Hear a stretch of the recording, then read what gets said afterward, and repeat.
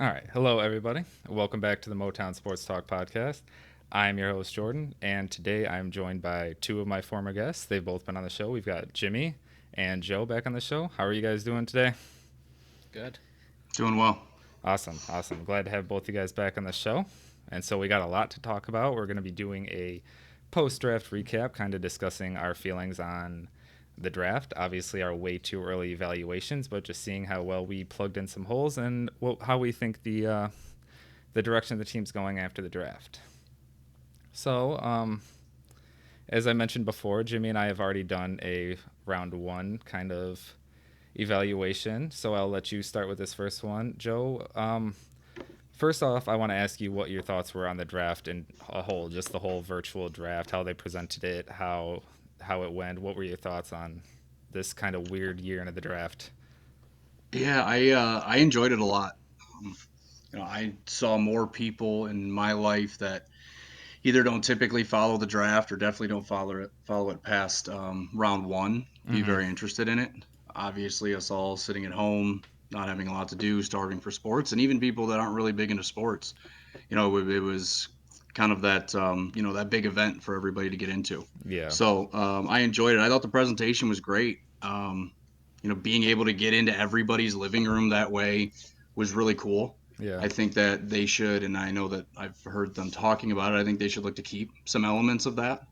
I'm sure they're going to want to bring people back to the city and have them in the green room and doing all of that. But some elements of people who aren't there to have a little bit more of the we're getting people in the third round, right? We're still getting videos on almost every single player. Yeah. Or in the past, you may have a player or two depending on who wants to set it up, but we weren't getting all of that. So I thought it was great. um, I thought Roger Goodell was hilarious. I was obviously laughing a little more at him than with him. It just seemed like he was getting so burnt out by the end of that Yeah. draft. I was fully expecting him to be, like in a bed by the end of it because he just kept progressing, like to leaning on something to sitting down to like fully reclined, Yeah. So that was hilarious. Mm-hmm. But yeah, I thought it was great.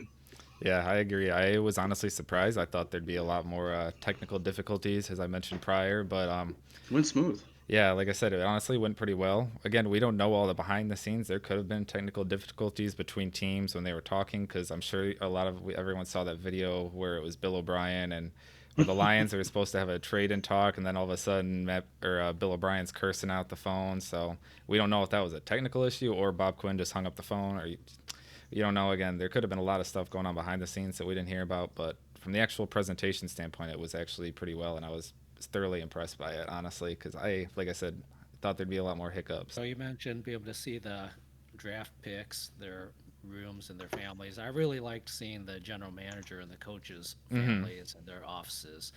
Like being able to see Bob Quinn's home office was fantastic.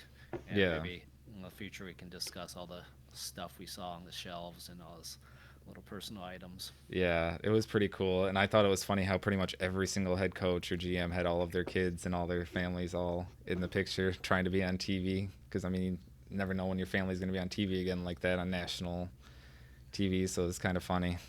Yeah, the best one was Matt Fleur's kid who put his hands up and said, I had nothing to do with this pick. Yeah, That was hilarious. yeah, that was funny. That whole Green Bay situation is a whole topic for another show, but that was an interesting thing. Taking Jordan Love with all Aaron Rodgers obviously still on the contract. So, but we'll get into the first pick, obviously, and that was Jeff Okuda out of Ohio State, cornerback. Pretty much everyone knows it was kind of again, it was an awesome pick. It was kind of underwhelming, though, from a standpoint as leading up, there was a lot of hype up that there was going to be a trade back to five and all this. I'm not saying it was a bad pick, but I do believe that we could have traded back and maybe picked up an extra third or fourth round pick and still gotten the guy we wanted. But I think I said this in the episode prior, but I really do feel with them doing the whole mock draft and a lot of the hype, a lot of people knew who was going to go where, who was kind of targeting who. So there wasn't a lot of trade up because the only trade we had in the first round wasn't until Tampa Bay traded up one pick to get their offensive linemen, which still was kind of questionable, but that was their guy. So again, going back to Jeff Okuda, I guess, what is your thoughts on them taking Jeff Okuda at 3 and not moving back at all? Joe. Well, it's kind of expected, right? Mm-hmm. The closer we got to the draft, in my opinion, the less I thought there was a chance of a trade back. It just it just kind of felt like as we heard more and more about them being interested, being open for business.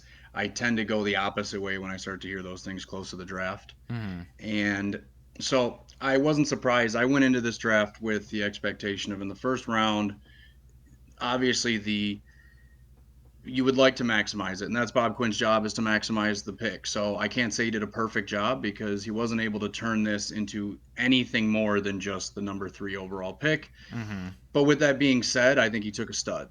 For me, it was between Okuda and Simmons there. If we had to stay, I'm not, as we've talked before, I'm not a big Derek Brown guy. Mm-hmm. Um, and while I'm a big Tua Tagovailoa guy, that wasn't going to happen here in Detroit. So, it was between Jeff Okuda, Isaiah Simmons, and I think they went with a guy who is safer. I think he has the higher floor. I don't mean to say that he has a lower ceiling Mm-hmm. necessarily, but I think he's more ready to play, has a defined role, and I think they should look to him to step into at least the CB2 spot, day one. Mm-hmm. I think getting a guy like that with this shortened off season and things like that is important. So I love the player. You know, not in love with a cornerback at 3, but I'm not going to get as too nitpicky on that because I think you have to take each draft for what it's worth. Mm-hmm. It's easy to say you don't historically take a corner at 3, but if you go into each draft, okay, then tell me who you take there that's better. And I think there really wasn't anybody, and the only option was trade down.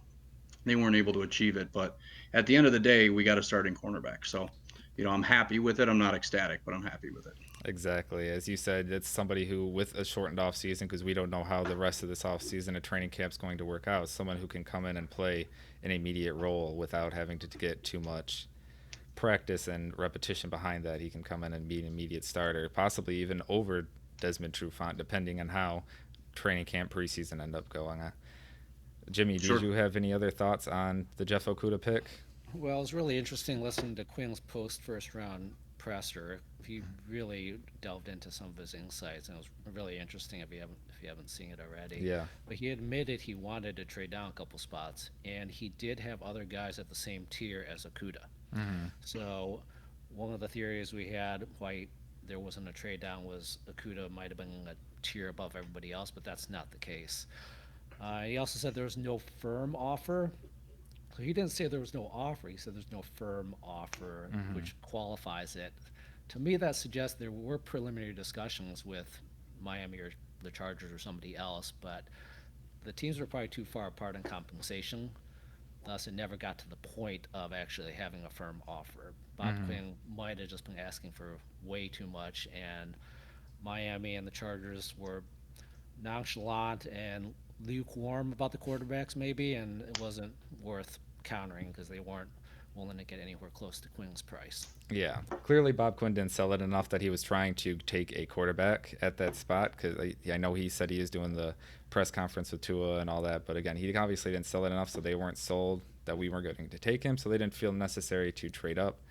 As well, you mentioned the trade with the Dolphins. I did hear on draft day all morning that there was a trade in place with Miami that we are going to be trading back, but that also Miami wanted to keep the third and fifth pick and were going to give us their other first round pick. But so obviously, none of that came to fruition. We ended up keep staying at 3, and like you said, we do have a stud in Jeff Okuda. He's going. I do think he's going to be an amazing player in this league. And as you and me have mentioned before, Jimmy, it's very hard to come across a good cornerback. That's why Darius Slay was traded for what he was, and as he got an extension at the age that he did, that's why Jalen Ramsey is traded for as much as he was. So getting a cornerback of that caliber is hard in the NFL. So let's just hope that he lives up to the hype that he has. Yeah, one of my favorite videos with Akuda after the draft was his video with Urban Meyer. Did you guys see that? Yes, yeah. I didn't know. Yeah, it was great. It's just like a 40-second clip, but Urban Meyer called up Akuda, and it showed they had great rapport. I mean, Mm-hmm. Akuda had a great relationship with Urban Meyer. Urban Meyer really loved him. He brought his wife in, Wow. who knew Akuda as well.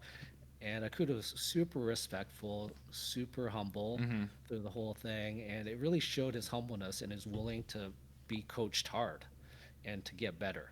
Exactly. So, really great character. Akuda.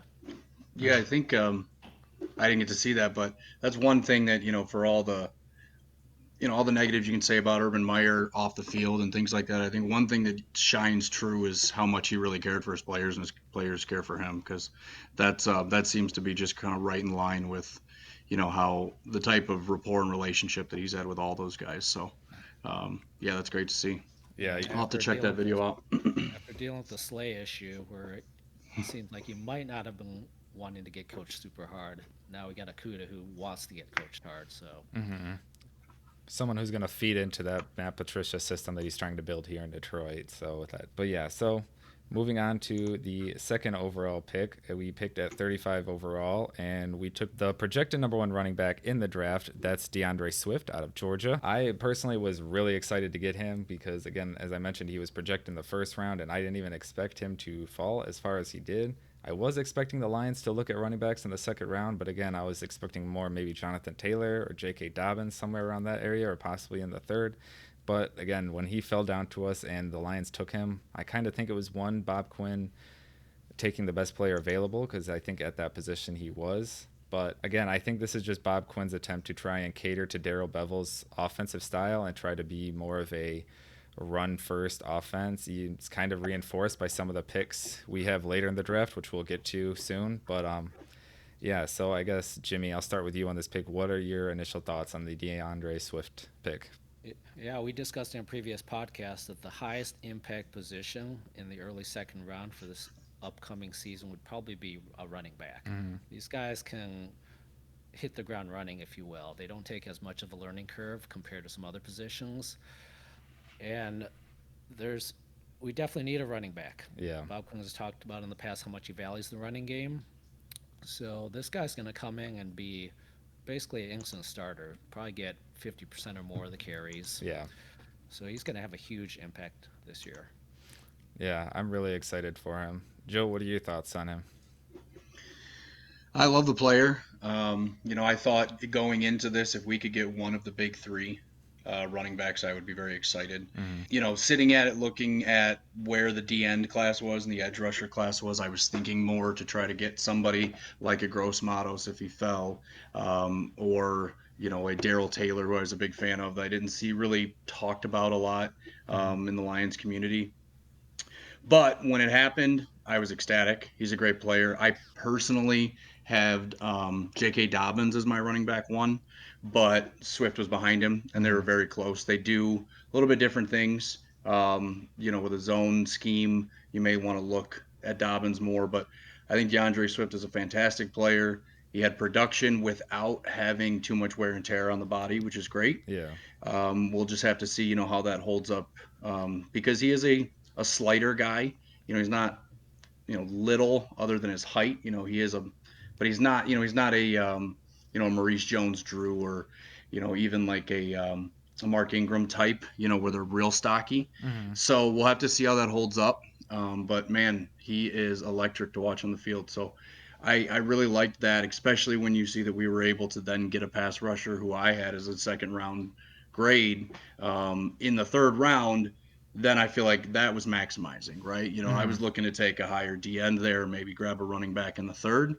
But if you're telling me I can still get a high impact pass rusher in the third, kind of alluding to what you'll get to next, and then I can get DeAndre Swift instead, I mean, that's fantastic. So Exactly. I agree with you. It's especially all about value. As I mentioned before, I think that was Bob Quinn taking the best player available.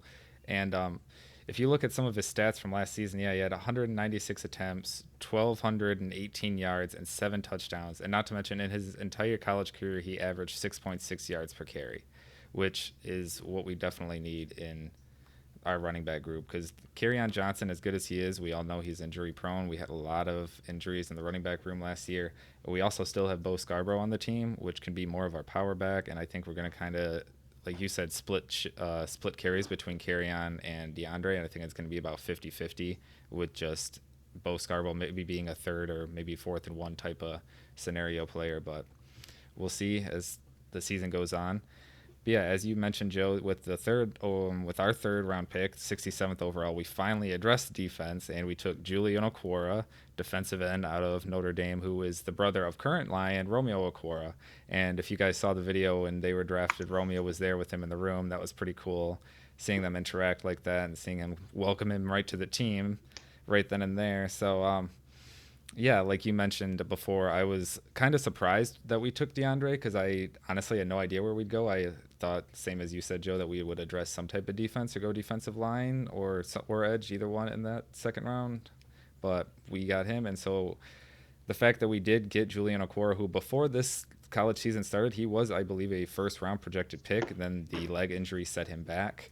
And even with his leg injury, he still had two forced fumbles and 5 sacks, I think, in 9 games he played. So that's still some really good production in about 3 quarters of the season. Joe, what are your initial thoughts on having two Okora brothers on both ends of the defensive line? Well, it's fantastic, right? I mean, like you said, that video of them being there was awesome.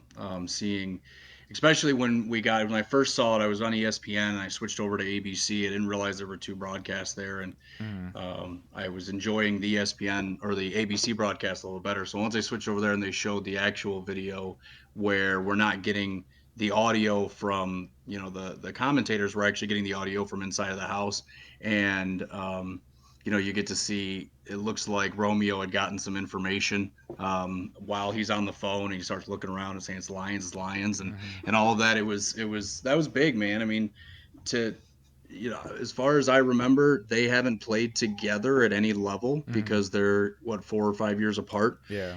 Even though going to the same high school and same university, not being able to be on the field together. So I think that's huge. I love the player. I think he's a perfect fit for that Jack linebacker role. Um, he's going to have to improve on his run defense a bit, maybe get a little bit stronger. But I think he's a fantastic athlete and something Mm, that whether or not, it, in my opinion, I didn't expect them to take someone like this because I didn't think it fit their mold of really wanting that long, thick edge setter, the Austin Bryant types and the Trey Flowers types. And even the Devin Kennard, even though he's not nearly as big, he was still kind of, in that mold. So what I saw here was, maybe a little bit of in both rounds, really 2 and 3, was Bob Quinn. I think not trying to necessarily be the smartest man in the room like he has before, mm-hmm, but taking a player and realizing that they needed an influx in athleticism. So I really love the pick. I did not think he'd be there. So the fact that I was watching, I kind of had you have a group of names that you watch as the picks are going and seeing who's falling, and Julian Okwara, Justin Matabuke. These were guys that in my head I'm going, okay, if these guys are there at 3, I think we've gotten a steal. And so when that fell, Zach Bond as well was another one where I'm just like, I'm on a Zoom call with a bunch of my buddies watching this thing, and I'm like, these are the 3 names. These are the guys we need to look at. So when we got that, I think that was probably my most excited pick, even though it may not be my favorite because I love the DeAndre. But just knowing that was falling and seeing it happen paired with the DeAndre Swift pick was fantastic. So mm-hmm. and then as we speak about the shortened off season again, I think it's a huge advantage to have him living with his brother who's already on the team, already knows the defense, Mm-hmm. and being able to,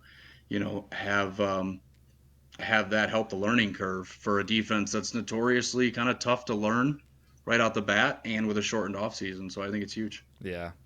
What are your thoughts, Jimmy?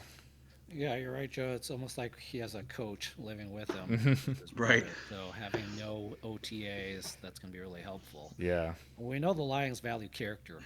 So this guy is just a very safe pick from a character standpoint. He was a captain at Notre Dame. Mm-hmm. We know his brother, we know his family. So it's just a very safe character pick for us. You Yeah. look at the playing snaps from last year. Devon Kennard got 82% of snaps last year, which is a huge number. Mm-hmm. Flowers only got 62%.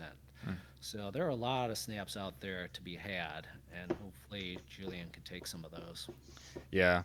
And as you mentioned, Joe, about him not being as thick, but a little bit more of like a speed guy off the edge, I kind of think that he might be one of those players that, especially I was mentioning with Jimmy before you got on, with our new defensive coordinator Corey Underlin, I think he's going to be bringing a lot of different blitz packages. And Julian Okora, you can kind of maybe line up out at linebacker or edge or even maybe safety and kind of do like weird safety blitzes. He's just kind of someone who can maybe disguise the defense in different ways and bring different type of packages to attack. So he could be someone that we put all over the field. Like that's kind of, as we mentioned before, I would have really wanted Isaiah Simmons for kind of that same role. You can just kind of line him up anywhere, even in slot, which he played a lot of slot in college, but I don't think we'll be putting Julian anywhere in the slot. But like I said, he's just someone that can plug and play hopefully anywhere and can bring a lot of different styles, especially with having his brother and Trey Flowers again with two of the edge.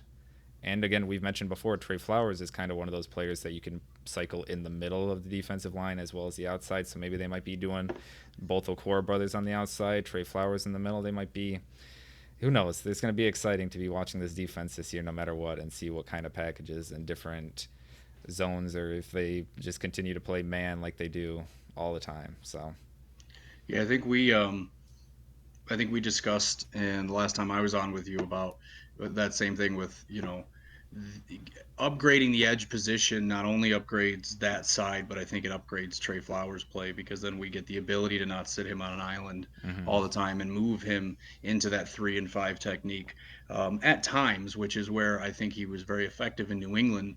And another player I'll give you, I think this helps out, is Jamie Collins. Oh, yeah. I don't think Jamie Collins, well, I know he has played the jack in that system before. I think utilizing him at a different linebacker spot, or even that kind of down in the box safety kind of spot where his ability to his coverage ability and his athleticism can be used out there, kind of in a similar role to Isaiah Simmons and what we would have been using him for to cover tight ends and cover running backs, Yeah. and not forcing him to fill Devin Kennard's shoes. So yeah, if Julian Okwara pans out, that's, I think Trey Flowers and Jamie Collins could both help from that. Well, being able to do other things other than these guys are going to have to rush the passer. Exactly. Yeah, I completely agree. Like I said, I'm really excited to see what they do with this defensive line, how they utilize it. And again, we still have a little bit of cap space left, so we could still be signing some other free agents and before training camp or here after the draft soon. So we'll have to see how if they do address the defense. But then moving on to our next two picks, the Lions actually took two guards with our 75th and 121st pick overall, which were actually both draft day trades. We, I believe, traded up for Jonah Jackson, and we believe we traded back for Logan Steinberg. The first one being with the Colts, and the second one being with the Raiders, moving back. So again, this goes back to my point I made earlier on maybe trying to style our offense more towards Darrell Bevel's previous Seattle Seahawks days, where he used to be a run-first defense. I guess so, Jimmy. What do you think this says about the direction that Bob Quinn's going with the team, taking 3 out of the top 5 players being offense when we thought we would be addressing defense for the top first few picks? Well, I think in these mid rounds, you're almost taking BPA at that point. I think Bob Quinn discussed that a little bit Yeah. in his press conferences afterwards. But we know he loves his mid round guards. He got Graham Glasgow in the third round, Joe Dahl in the fifth. Both those guys panned out. So he picked up a couple more, and you get good value. And I would expect Jonah Jackson to hopefully become a starter. He was one of the Senior Bowl players, so we know him pretty well. Yeah. So we already have some background as far as character. Uh, if he doesn't pan out or isn't able to hit the ground running, we got Wiggins back just in case. But there's a lot of snaps out there at the right guard position. Glasgow played 80% last year, so Yeah. hopefully Jonah or Logan can take a lot of those snaps this year. So I guess that kind of solidifies I'll refer to him as Big V because I still don't know exactly how to pronounce his name, but that kind of solidifies his role at playing tackle with us taking two guards to try and fill that right guard role. So yeah, Joe, how do you think this speaks in the direction Bob Quinn's taking the team, this offense, anyways? I think it's a pretty clear statement that he wants to beef up the interior. I mean, look at the two players, and they are, while neither of them had an issue as far as sacks go, they're really known as being kind of these big maulers, Mm-hmm. and being some players that are going to help in the run game. And I think when you look at DeAndre Swift being added, you look at a guy like Vitae, who's not necessarily a very good pass rushing tackle. At least if you look at PFF grades and stuff like that, Hmm. it seems that that whole right side and then the interior they're really trying to beef up for the run game. So I think it's a pretty clear statement. Um, I really liked the first pick. I wasn't huge on the Logan Stenberg in the second and or as that second guard, Hmm. and mainly because there were some other guys that I was identifying there. I thought we could have gone, with two D tackles there, Lakai Fotu and Rashard Lawrence were the two I was eyeing there. And I think because we moved back out of a position that would allow us to have gotten Lakai Fotu, um, and then Rashard Lawrence goes before our next pick. So it kind of in moving up for Jonah Jackson and moving back for Logan, I think we missed out there on a couple guys that I really liked, but I do understand the picks. Hmm. I went into this offseason saying we needed another guard before we lost Graham Glasgow. Hmm. So, I'm not too sold on Dahl or Wiggins outside of them being good depth rotational guys, but as far as starting guards, I think we needed two of them. So they went out and got two guys that really fit their mold. So I'm not going to fault them for that. Yeah, I agree. And like you mentioned earlier, Jimmy, you could just kind of best player available at that point. But I agree with you, Joe, that we did leave a few players on the board that I agree thought could have helped our defense in certain ways as well. But then moving on to our next two picks, it's kind of continuing that trend of offensive players. We took Quinton Cephas at 166 overall, wide receiver out of Wisconsin, and then Jason Huntley at 172 overall, running back out of New Mexico State. So, as I mentioned, we are keeping that trend of offensive players, which was kind of surprising to me, especially now that we kind of have both a deep running back and wide receiver group with these picks. Joe, I guess, what are your initial thoughts again with us taking so many offensive players in this draft when we initially thought that we'd be addressing a lot of defensive? So as I said earlier, on the day two picks, it felt like Bob was grabbing guys that were falling, not being the smartest guy in the room. And I felt as we got into the later stages of day three, I don't want to quabble too much about fifth and sixth round picks. I think if those are your biggest issues, you had a pretty good draft. But I think this is where we saw Bob Quinn come back out again, Mm-hmm. right? Smartest man in the room, follow our evaluations. And personally, again, I was just jumping up and down for Bradley and High there. I could not believe that Yes. he had fell, and not only had he fallen, he had fell through both picks, both fifth round picks. He was almost available there in the sixth, and so I was, at that point it's BPA, and I thought he was the clear BPA there. Yeah.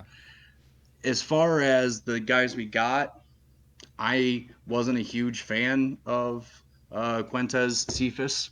I good player in college. I wonder, like a lot of people, how his athleticism and more importantly his separation ability is going to translate. He's going Mm-hmm. to go up against bigger, stronger defensive backs who are more technically sound than what he played in the Big Ten. So some of the things that he really shows on tape, I don't know if they'll translate. I personally really, if we were going to take a wide receiver there, I thought James Prochet out of SMU was fantastic, like Mm-hmm. the perfect slot receiver. Yeah. So would have loved to see him. I loved KJ Hill, even Donovan Peoples Jones. I'm rooting for the kid, but that was a pick there where that was the first one where I was really scratching my head, going, really, we took the slowest wide receiver in the draft versus a bunch of other guys that were on there. Mm-hmm. And then, the second pick with the kid out of New Mexico State, I don't know much about him. So I've looked into it after, and he seems like a fast guy. He seems like another one of those Jamal Agnew, Ty Johnson type picks, and one of these burners that can do a lot of things. Mm-hmm. Outside of an all pro season for Jamal, basically because they have a spot open for return specialists, I don't know how much taking that player has really helped this team with wins. And when there's guys back there still there that project to be starters, day two picks that are falling all the way into the fifth and sixth round, there must have been. It makes me think there was something about Bradley and I that took him off a lot of teams' boards. I haven't heard anything come out yet, but I'm wondering why, the all-time sack leader at Utah is not even being considered by these teams, because I thought that was just a home run pick for him to Yeah. fall.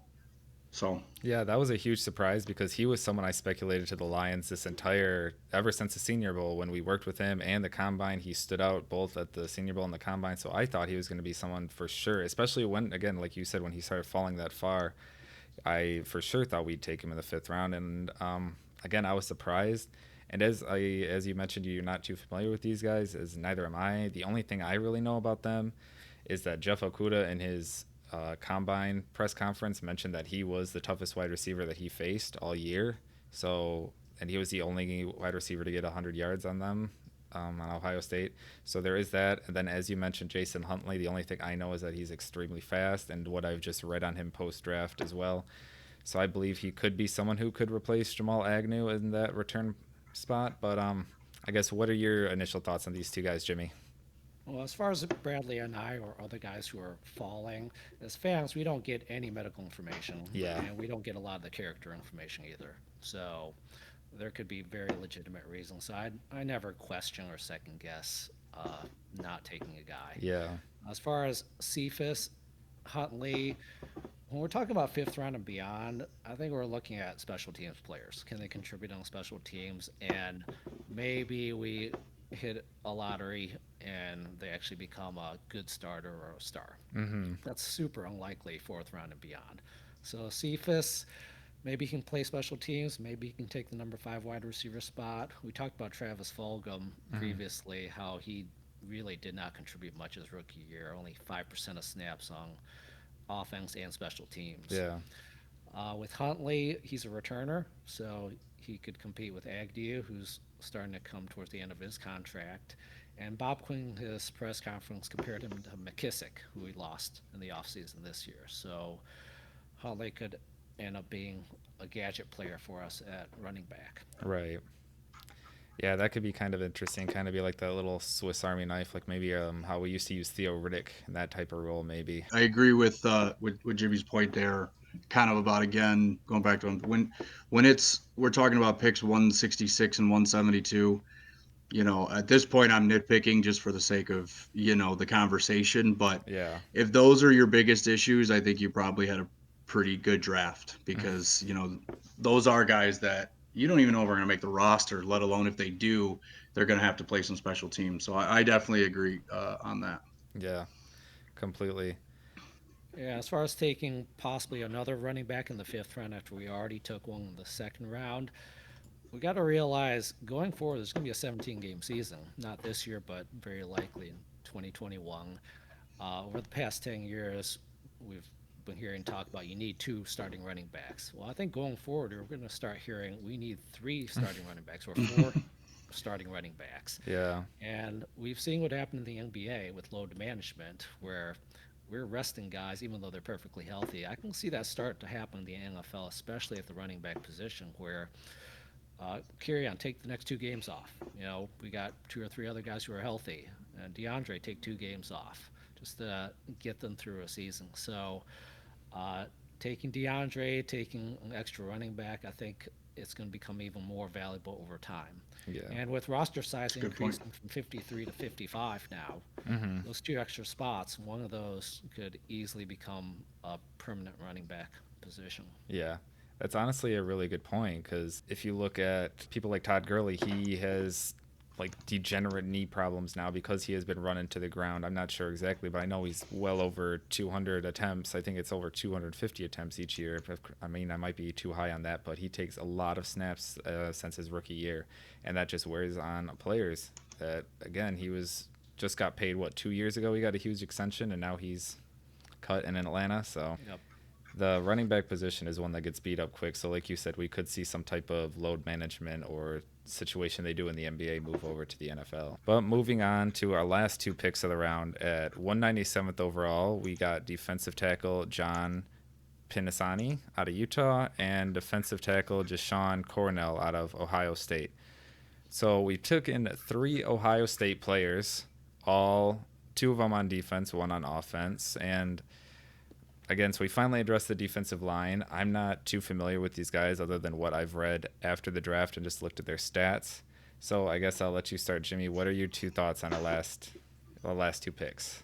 Well, with the limited ability to gather information due to COVID, we know that Bob Quinn spent a bunch of time at OSU evaluating Okuda. So talked to a bunch of coaches, trainers, everybody. So this makes sense that he drafted two more OSU guys because he might not have had a chance to go to smaller schools or other schools around the country. Mm-hmm. As far as the two DTs, again, minimal to your expectations. Hopefully, one guy can become a rotational rung stuffer for us. That's probably best case scenario for these guys. Exactly. Joe, what are your thoughts on these guys? Yeah, not a whole lot to say. From what I have read, it seems like Panissini, there's some upside there as a nose tackle. Big guy who seemed to stand out on tape from what I was reading when people were there to look at Anai and look at Fotu, that he was definitely a part of all that. But I mean, again, what are we looking for? I mean, this PJ Johnson again. It's hopefully he becomes something. I think that position itself, as a pure, two gapping nose tackle, is one where you can find them undrafted. You can find them in late rounds because it's not, necessary. If you have that skill set, you have it. You have the size and the ability to, to take on those blocks. It's not something you need to be too versatile at. So, Mm-hmm.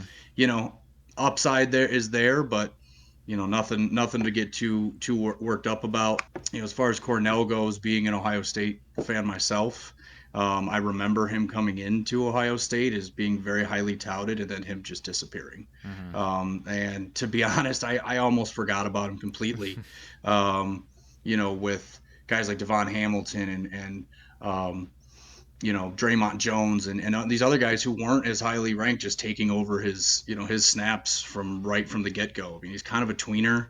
He doesn't really have the size to play inside. He's not fast enough to play outside. I think he had to put on 30 pounds to only get to like 275. So again, I don't really know what the thing is, but I think Jimmy may be right. Maybe he got a good flyer from some of the coaches.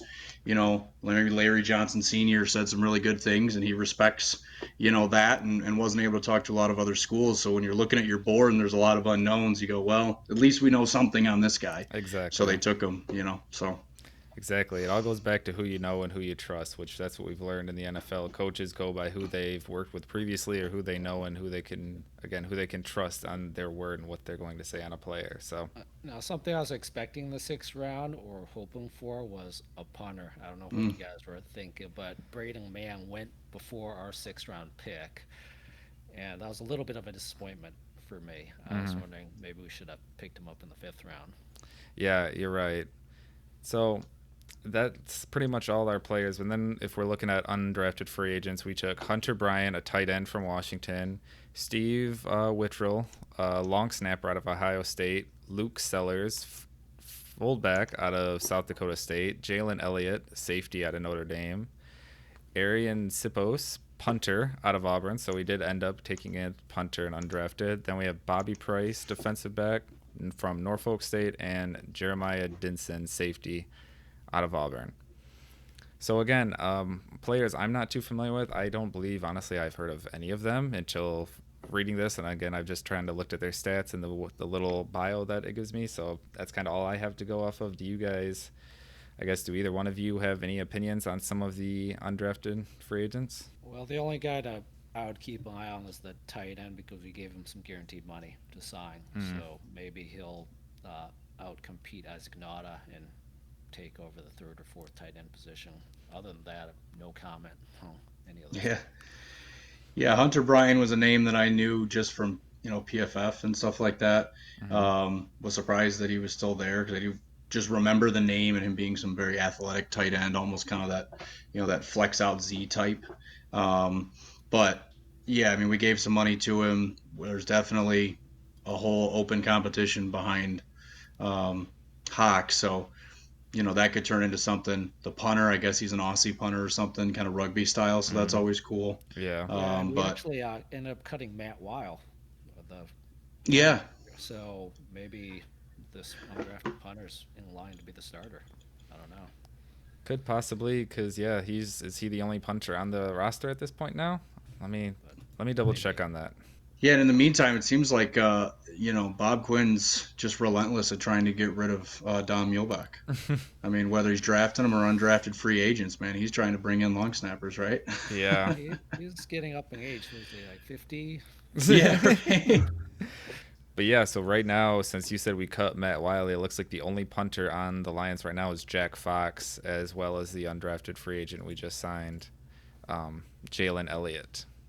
Or not, sorry, Arian Sippo. So yeah, it's kind of interesting to see what we'll do with special teams. Having a punter, a lot of people underestimate the punter position because when it's bad, and you definitely notice. But when you have a good punter, you don't really notice that often. So that's going to kind of be an interesting position to watch this offseason, honestly, to see what we do, see how well they are, because I'm sure a lot of people remember before we got Matt Prater, after Jason Hansen retired, we went through, I think, three or four kickers in the first, That was rough. yeah, first. Nate Freeze. Oh man, Uh, Nate Freeze. That was the kickalicious time too, wasn't it? the, We bringing him in for all the tryouts. YouTube stars. Yeah, Right. we were doing Uh, anything we could. So, like I said, a lot of Brutal. people underestimate special teams positions, but when it's bad, it's bad. So, we'll just hope that we can get someone was as sturdy as um, Sam Martin was Sam, for us. well, hopefully he doesn't start kicking conks on the shoreline like Sam Martin did. But that's how we think he hurt himself, right? Right. And then one other note I wanted to notice that we didn't take a quarterback at all, which I for sure thought we would. I know we signed Chase Daniel to that semi decent contract for a backup, but again, even undrafted free agents, we didn't even bring in another quarterback. So I believe we still have David Blau on the roster. So he again could be that third quarterback. Maybe they just believe in him. So but yeah, as of right now, our depth goes Stafford, Chase Daniels, and then David Blau. So I guess those are going to be Yeah. the three quarterbacks going into the year. Well, Bob Quinn might not even be around next year, so what does he want to invest in a third string quarterback for? If we're down to our third string, we're sort of screwed Right. anyway. Yeah, Exactly. I'm glad they didn't. I just thought there were too many other players we could try to get in the draft. I mean, as an undrafted free agent, I don't see any issue with that, obviously, but I'm glad they didn't. I know a lot of people were hoping for Fromm in the late rounds or even Gordon, but I just if you're in the seventh round, you're taking somebody because you don't, probably don't want to have to try to bid for them as an undrafted free agent. Yeah. So I just didn't see the value there for a quarterback when we do have Chase Daniels and is that guy going to be that much better than Blau to justify a pick? Hmm. Like Jimmy said, we get down there, or maybe you, Jordan, whoever just said that. If we get down to our third string quarterback, I mean it's over anyway. So um, Exactly. yeah, And like you said, if you're taking that seventh pick, you're just kind of looking for players. And we've already seen what David Blau can do with our offensive players. And again, in my opinion, he didn't do that bad. He was kind of thrust into the role. And again, I blame a lot of our losses on the defense last year, but that's here nor say it's a whole nother topic. But David Blau in our offense wasn't as bad as some people might say he was. So, and again, as seeing him, he's already got reps with your offense. You might as well keep him instead of wasting on pick on an unknown prospect. So I agree with you. Is there anything else you guys, any notes or comments you had about the draft this year? Any thoughts or anything? Well, the big one was Jordan Love with the Packers. Yeah. Wow, that's both hilarious and will be super interesting to watch going forward. I expect this might be Rodgers' last year. They can't trade him this year because the cap hits was crazy high and Hmm. it's already halfway through the offseason, but he might demand a trade next offseason. I could easily see that happening. Yeah, I could definitely see that. Joe, what did you think about the whole Jordan Love thing? um, my initial reaction as a Lions fan, taking away any study of or thinking about it practically, was please, please don't let this happen again, right? Don't Right. let them get another quarterback to sit behind their Hall of Famer for a few years, and obviously, I think Jordan Love has tremendous upside if he can actually put together being a quarterback with all of that. Um, But yeah, I mean, especially when you look at the rest of their draft, I mean, he didn't address a wide receiver at all. I mean, Mhm. they took AJ Dillon, who I like, but do they need to get a third down running back and then get a fullback? And then it was just a very odd draft for them, which I love. You Mhm. know, I hope they have a couple more of those. A couple of things that stood out to me was kind of similar on the Jordan Love thing, but in later rounds was Jalen Hurts going to Philadelphia. Yeah. Where'd that come from? I mean, I get, you know, people are speculating maybe a Taysom Hill type thing, but it's like, well, that's a little high for someone like that, right? Or are you actually thinking that you may be ready to move on from Carson Wentz because of injury? I mean, you traded up a lot to get to him, so it was just an odd pick for me to Yeah. see Jalen Hurts go there, Yeah, right? I agree. Of all places, yeah, I agree with you. And on Get Up this morning, I was watching it. That's what they were kind of discussing on if they drafted him to be his replacement or if they drafted him to just be kind of an insurance blanket. But what round was he taken in? Third? I want to say it was a third. Yeah. So if you're taking a quarterback that high, which I mean, I know they don't always stand out, but you could look at like a player like Russell Wilson, who was taken in the third round. Look at how successful he's been. So, I think Jalen was second round, was pick he? 53. Yeah, You're right. that's Yeah, Second round. So yeah, that's even higher. So if you're taking a quarterback that high, like again with Jordan Love, you're trying to send some type of message to your quarterback, whether it's we have someone for your backup for the next few years, or we're trying to send you out immediately. But again, it's just like Aaron Rodgers. Eagles just paid him a huge contract a few years ago. So was it last year last offseason they paid him? I believe so. But still, so if you're going to pay him that much money, why are you going to try and draft a quarterback to replace him this soon, anyways? When Carson Wentz is much younger than Aaron Rodgers, I can kind of understand the Aaron Rodgers thing. You got new coaches and all that, and you're trying to get your regiment in there. But like Carson Wentz is still young, and I know he's yeah, injury prone. But if you same thing with Stafford, first 2 years was injury prone, and now until this last year he's been played every single game. So you got to give him a little bit of time to try and develop. yeah. It is confusing, but there's a similarity between those two coaching staffs, which is they're both very secure in their jobs. Yeah. Doug Peterson just won the Super Bowl a couple years ago, and Fleur, this is only his second year, and he made it to the conference championship last year. So they're not worried about getting fired in the next year or two. Yeah, you're sure. right.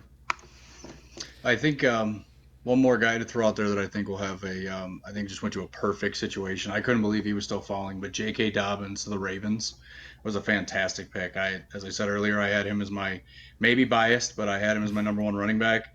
And I think his ability to play in a backfield with Mark Ingram um, and Gus Edwards, if Gus Edwards is still there, I believe, Hmm. and then also playing off of a guy like Lamar Jackson. We saw the production dip in J.K. Dobbins for the year that he played with Haskins, Hmm. where there wasn't a running threat at all. But when he played with J.T. Barrett and when he played with Justin Fields, he was a monster. So I think that was a one of those you're going to see an impact right away. And he slipped from where I thought he should have gone, but I think that helped him in the end. I think he's going to be in a fantastic situation there in Hmm. Baltimore. Yeah, I agree with you. Just that whole RPO position with Lamar Jackson that changes everything up. So, all right, but I think that's going to do it for today. Did you guys have any final thoughts you wanted to say on the draft? Again, this is a really interesting draft, not just the way it was presented, but just the way it kind of happened. So, certain people falling, certain people taken in certain areas. Oh, you guys all good? That's it. All right. Cool. Yeah, maybe I was thinking since it's going to be kind of a slow news week for the next couple weeks, I was thinking maybe we could do a recap on the Packers, Bears, and Vikings on their offseason so far and see how if they've improved or declined, just kind of get a little feel for our opponents. So, Yeah, and we got some free agents still out there. We got Jared Davis's fifth-year option needing to be decided in the hmm next week. We got Taylor Decker and Galladay possibly coming up for extensions. So mm-hmm. there are some things to look forward to. Yeah, and as you mentioned, the fifth-year option that also has to do with Mitchell Trubisky's fifth-year option too, which I've heard they're not too sure if they're going to be picking that up as well. So, Yeah, I heard it's $24 million for that option. So Whew. I'm hoping they pick it up because Yeah, I right. want Mitch to stay there as long as possible. I don't even think they. I mean, what their projected cap room next year is, but I know they're under 13. I want to say right now. So Yeah. yeah, that's a big decision there. At 4 o'clock today is the end of the compensatory pick issues. So you could see a lot of movement happening after 4 o'clock today once teams know that their picks are safe. So Yeah. I think F5 season might be back on the menu. All right. So yeah, we still got a lot of things coming up that we could be discussing. A lot of little bit of news info. But all right, I want to thank you guys again for coming on. It was a lot of fun having both you guys discuss the draft. Thanks. Yeah, thanks for having me. All right, so that's gonna do it for today's episode. Thanks for tuning in.